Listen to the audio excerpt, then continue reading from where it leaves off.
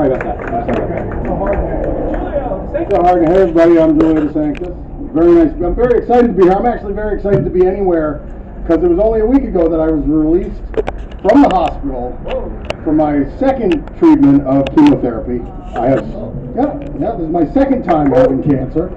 I have a weird side effect this time around. After this last chemo treatment, I'm like crazy scratchy all over my body. My want to scratch off your skin layer, like that level of itchy.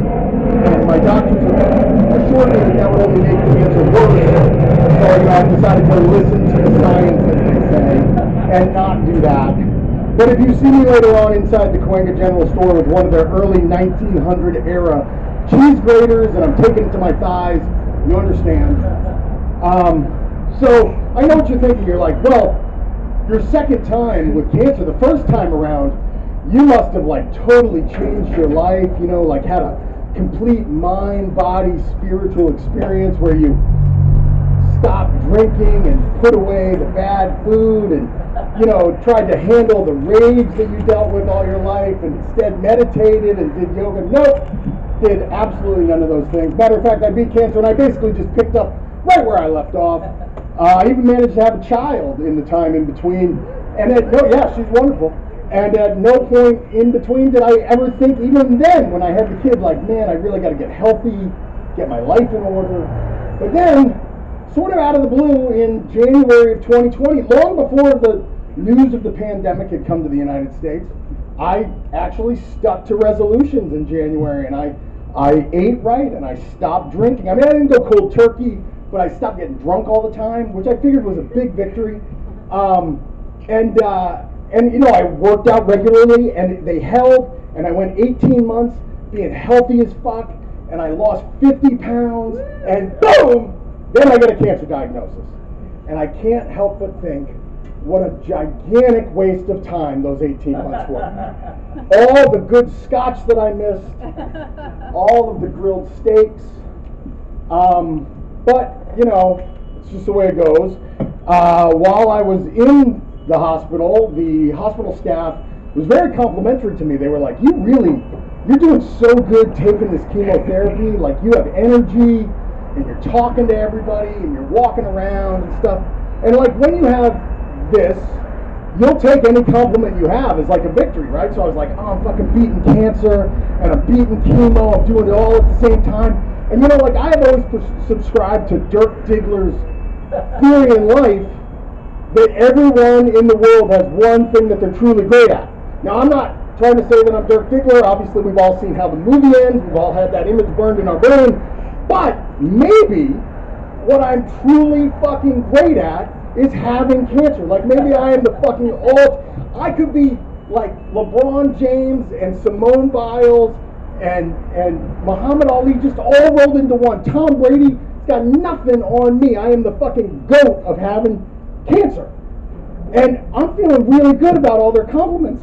And then I make the mistake of asking them, well, how old are the other people on the floor that they can't do what I'm doing, just being awake and talking and walking around? And they're like, oh, they're in their 70s and 80s. So I'm like, okay, I'll take the compliment that I have more energy than an octogenarian. All right. But I think I would rather not, maybe go the next 40 years without cancer and then let UCLA knock me on my ass when I'm 87 years old. But anyway, what else did I have to talk about here? Sorry.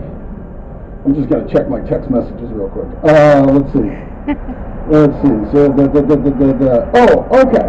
So the other possible theory, besides me being the world's greatest cancer patient, the other possible theory on why I might be so good at taking chemo is that I spent a really long time pretending that I didn't have a hangover, right? And chemo gives you a hangover.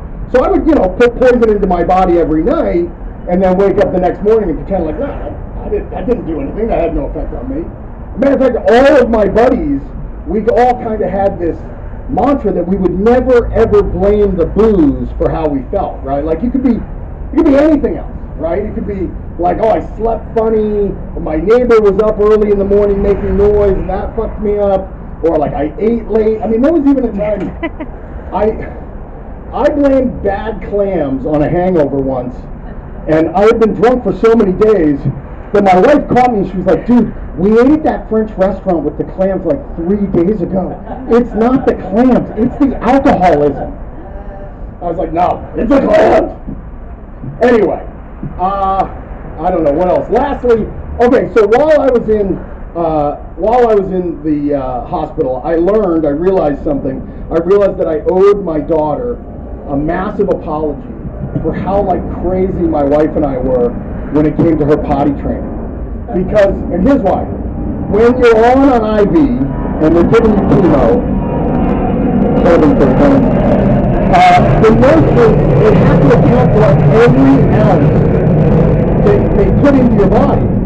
And they have to include what comes out. So on the very first night that I was in the hospital, a rather attractive nurse said a really embarrassing thing to me, and she was like, is there anything that we need to flush for you? And I was like, no, I'm sorry, I have cancer, not fucking dementia.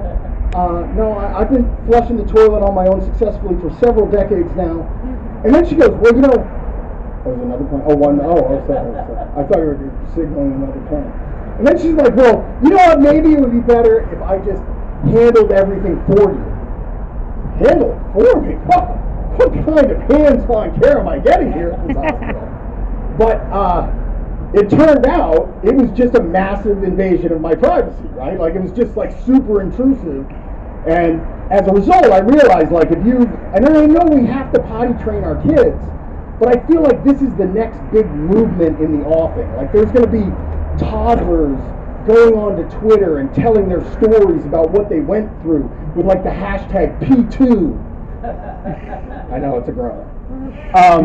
Anyway, let's see. Is that everything I did? I think that's everything I got. So I'll take the rest of the time and just say fuck cancer, and thank you all for this. Is my first time on stage in like 15 years. So. There we go. Fuck cancer! Julia DeSantis breaking every comedy rule, dropping the C-bomb right here, and everybody laughing. Welcome to the Calango General Store Comedy Showcase, where you can normally lean for